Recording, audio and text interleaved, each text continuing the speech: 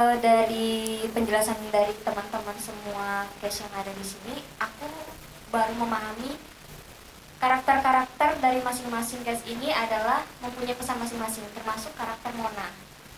Jadi buat ibu-ibu, kakak-kakak yang punya adik perempuan tolong dijaga ya. Nah, iya sih itu dia. Sekarang kita ke teman-teman media. Ada satu, pesenannya Ivan ya, pesenannya Ivan ya. Langsung Mas Benny belum, Benek TV tidak tangan dong.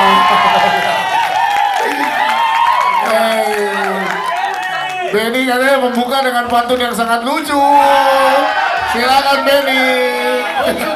Lucu banget nih. Silakan Ben. Katanya ada call, sleep call sama bioskop. Nah ada itu katanya tuh. Gimana tuh Ben? Silakan. Jangan nggak bisa jalan-jalan ke pasar minggu. Itu lucu banget. Katanya nggak bisa banget. Lanjut dong, cakep tuh. Jalan-jalan ke pasar minggu. Kok bentar, kok cakepnya ragu-ragu sih? Kalau pantun tuh cakepnya yakin dong. Iya. Ulang Ben. Jalan-jalan ke pasar minggu. Cakep. Tidak lupa membeli banteng. Cakep. Semoga sleep call laris. Dadakan banget. Dadakan kita nggak tektokan. Oh iya maaf ya. Soalnya di sini Benny suruh kasih pantun lucu gitu. Yang penting ada sleep call larisnya kan ya. Iya. Yang penting. Ben, ceritain dong gimana pengalamannya main bareng sama teman-teman dan jadi rider saya Laura Basuki gitu. Kebetulan saya ceritanya pengalamannya mirip kayak Bujen. Saya di calling Mas Nugroho juga, Ben kamu mau dibikin jelek gak? Terus kamu jawab apa Ben? Ya mau gimana lagi kan? Cuman saya terlalu profesional, jadi sampai sekarang saya masih in karakter. Kalau Bujen kan udah kembali Udah ya. kembali. Saya masih in karakter. Bonyoknya juga masih di bawah-bawah. Ya, bonyoknya. ini bonyoknya masih di bawah juga. Padahal nggak ada dengan dipukulin tadi kan. Cuman terlalu profesional aja. Tapi gimana sih Ben untuk barengan sama teman-teman Ben, syuting Ben? Menyenangkan banget, sumpah ini nggak peres ya. Masih ada yang tahu peres nggak sih? Masih dong, masih. Menyenangkan, saya pribadi takut banget karena dengan jajaran cash yang luar biasa ini. Harapan saya nggak muluk-muluk, saya cuma pengen nggak merusak film ini itu. Serius, saya syuting pertama itu biar jangan sampai rusak dah gitu, dan itu doang. Dan ternyata suasananya membuat saya membuat ketakutan itu hilang dari para cast, dari acting coach Mas Nugroho, membuat suasana ini menjadi kayak suasana untuk mencoba bersama. Kalau kita bikin kesalahan ya ayo kita perbaiki. Yang penting kita berusaha sebaik mungkin dan nanti kalau bikin salah kita perbaiki bareng-bareng. Yes, itu dia. Ben, tadi ada adegan tersulit apa? Apakah lagi saat di mandi pakai gayung atau di depan danau itu tadi yang tersulit? Adegan tersulit ketika kita masih scene-nya kelar semua, tiba-tiba Mas Nugroho masuk set. Nah itu. Karena selalu ada tambahan scene yang nggak ada di naskah. Oh, itu yang sulit ya berarti ya. Dan ini ada juga fun fact yang belum tahu, ini para cast ini kita nggak dikasih skrip, kita dikasih sinopsis. Film Mas Nugroho selalu pemain itu sinopsis ya, ini tolong dicatat media ya. Yang tulis skrip pemainnya semua ini. Sinopsisnya. Tapi paling susah berarti di set di kantor. Paling susah set di kantor pinjol yang di depan danau, depan balon-balon gitu nggak susah tadi ya. Oh itu bio lupa, sorry Ben. Karena emang sering ketukar. Oh iya, sering ketukar. Benny One. Tepuk tangan dong untuk Benny TV ini. Terima kasih. Semua kita ke teman-teman media berarti sekarang boleh ya. Udah semua. Silakan Mas Jack, silakan Mas Jack. Tadi udah minta dari tadi nih Mas Jack.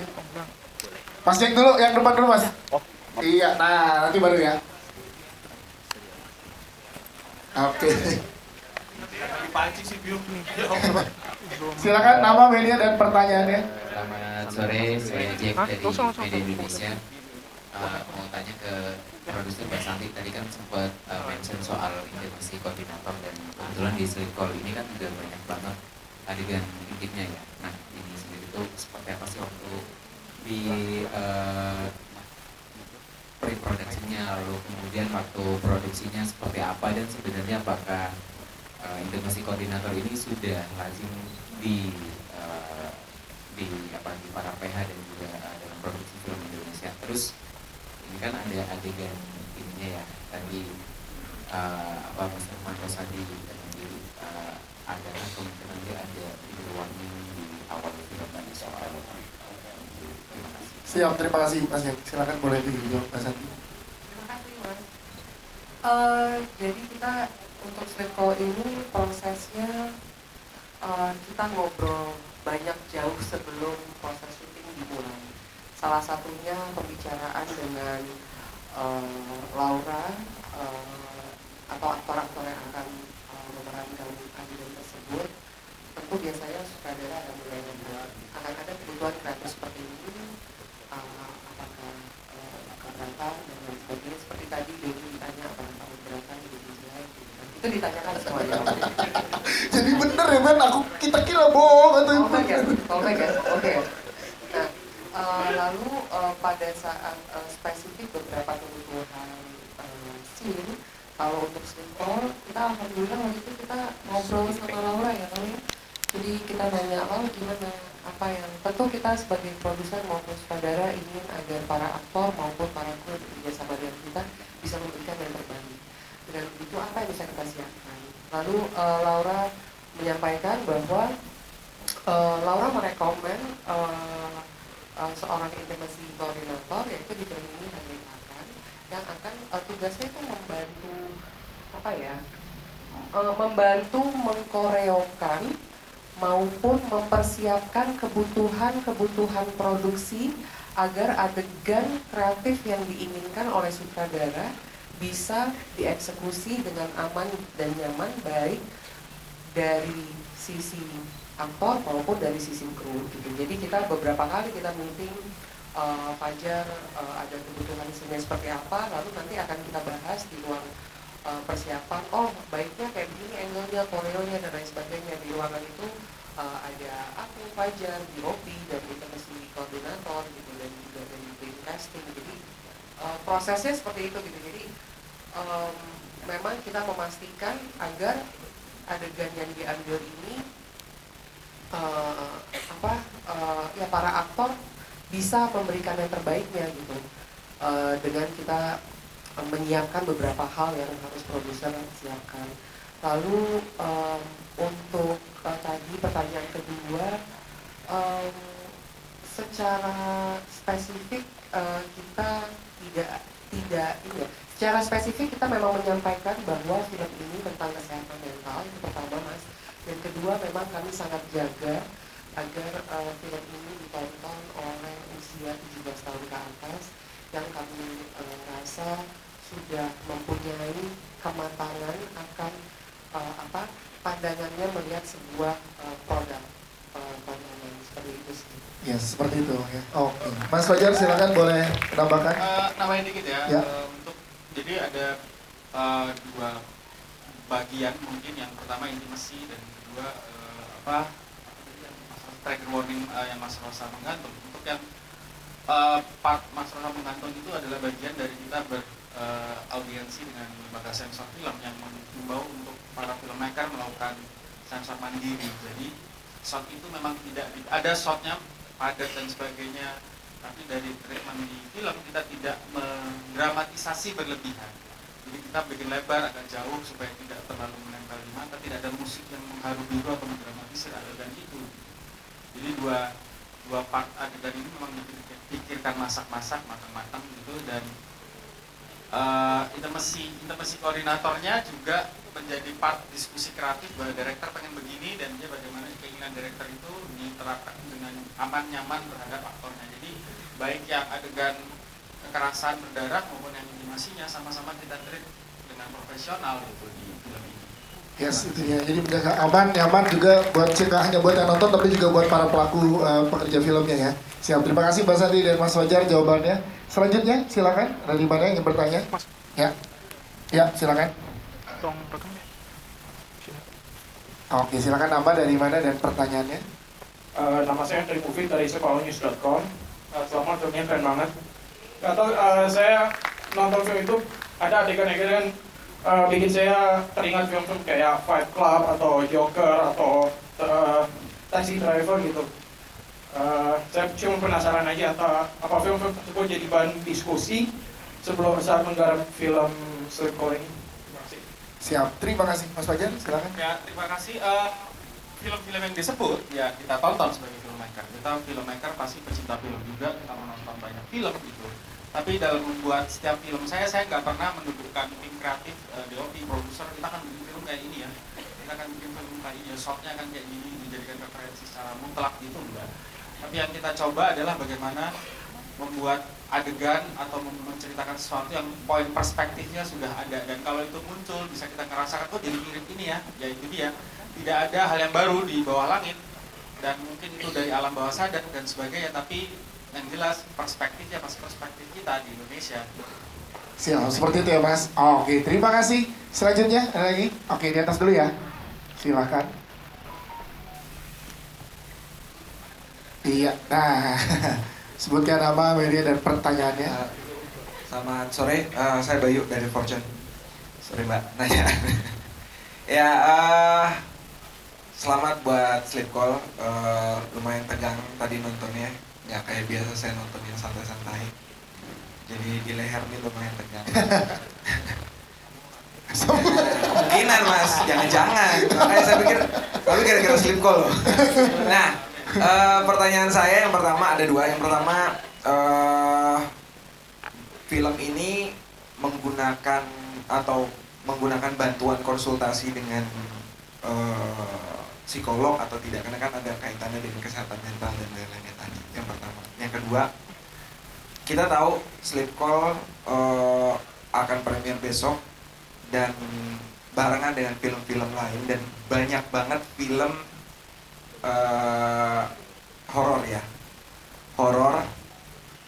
Dan untuk Sleep Call sendiri, dari tim Sleep Call, seperti apa sih strategi untuk memasarkannya? Karena kita tahu di Indonesia sendiri, pertama genre ini kan genre baru ya, artinya termasuk yang baru lah, yang belum banyak dibuat oleh filmmaker di Indonesia, melawan horor yang kita tahu ya seperti IDN juga udah pernah bikin horor, hasilnya juga lumayan gitu. Seperti apa strateginya untuk menghadapi situasi di lapangan? Oke, terima kasih. Silakan, boleh Mas Fajar yang pertama dari Pertanyaan pertama soal konsultan psikolog, ya ada. Saya bertanya pada beberapa teman saya psikolog di kantor IDN, ada psikolognya. Kemudian anak saya yang menulis juga kuliah di fakultas psikologi gitu, dan Nonji meriset semua hal tentang film ini ke beberapa toko main untuk membaca. Jadi saya juga ngobrol dengan Mas Rosa tentang teori dasarnya, psikoanalisisnya dan sebagainya. Kalau untuk strateginya, kalau dari saya nanti Santi nambahin ya. Teman-teman ini semua yang diajak kemarin, itulah strateginya, yang minta bantuan teman-teman untuk mengabarkan ke luar sana.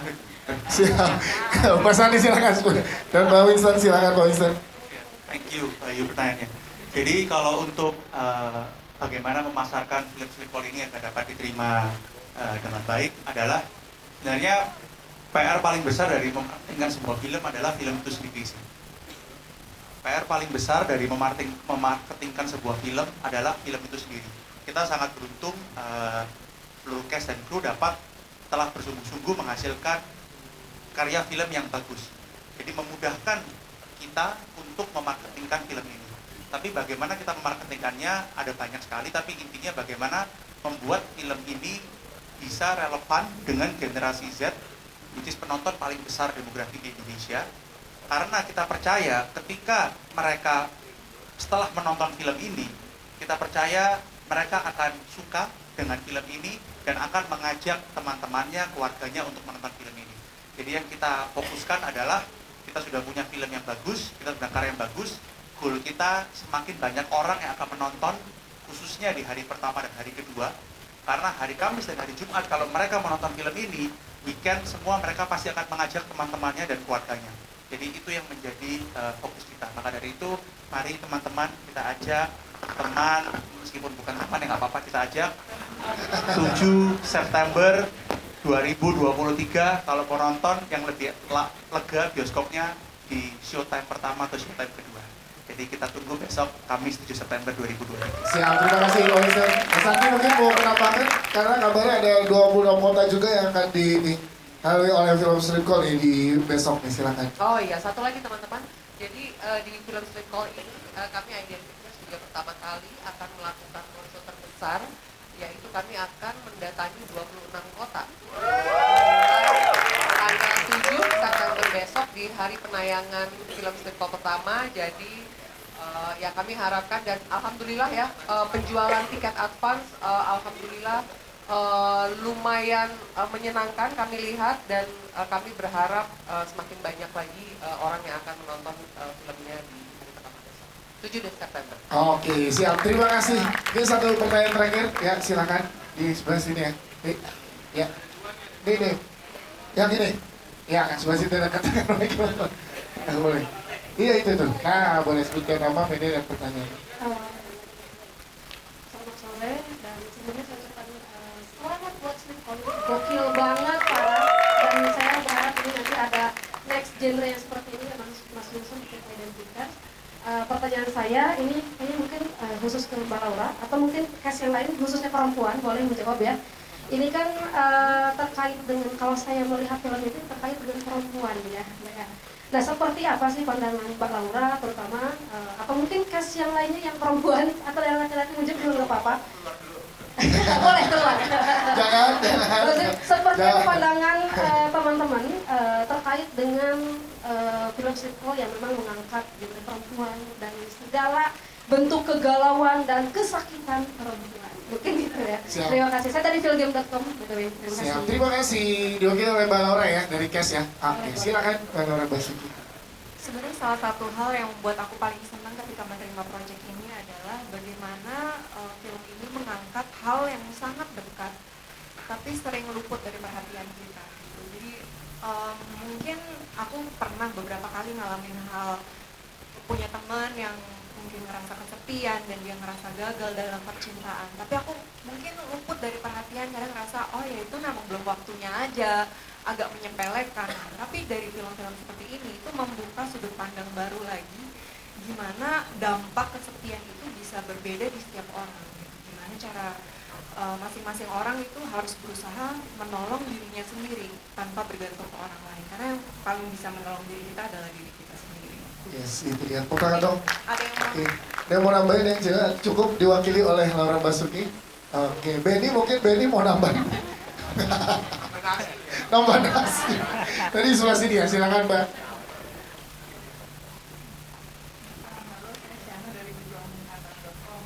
Ini agak-agak, sebelumnya terima kasih, filmnya bagus. Agak menyimpang, cuman saya lihat dari Nyimpang kiri mana?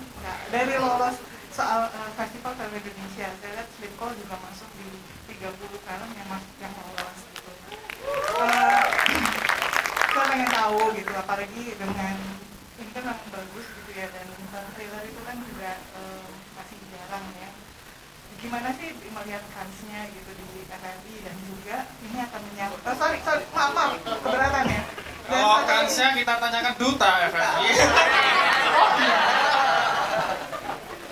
Sebenarnya akan menyangkut karena sebenarnya ini saya juga ada pertanyaan karena di film di 30 seleksi itu ada film Ibian itu juga kayak Balada Siro itu tidak lolos gitu. Maksud saya apakah itu memang disubmit dari produsernya atau memang diseleksi dari panitia gitu, dan itu sih. Dan mungkin dari ujungnya sih nanti sebenarnya saya pengen lihat dari Laura Basuki kan karena banyak banget tuh dari film yang masuk itu ada film ya. Ya, terima kasih Mbak pertanyaannya. Pertama-tama untuk saya rasa persyaratannya itu mereka jelas. Jadi bahwa memang produser harus submit. Ada beberapa kriteria bahwa film sudah harus ditonton oleh publik. Dalam konteks film Sleep sendiri, kita sudah melakukan special screening dari tanggal aku lupa 7 Agustus kalau nggak salah di Plaza Senayan kita pertama gitu ya. Jadi produser memang harus apply, submit, lalu kalau untuk kans ya tentu kami semua berharap bahwa film yang kami buat dengan sebaik-baiknya ini bisa diapresiasi. Tapi ya itu apa ya?